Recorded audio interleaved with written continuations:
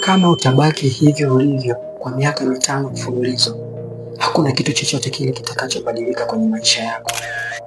Maisha yako yatabaki hayo hayo, kipato chako kitabaki hicho hicho, na uchumi wako utabaki ni huo huo. Umezoea hujali muda unautumia na kudhani kwamba kesho ipo. Umezoea upangi budget, unatumia pesa zako kiholela.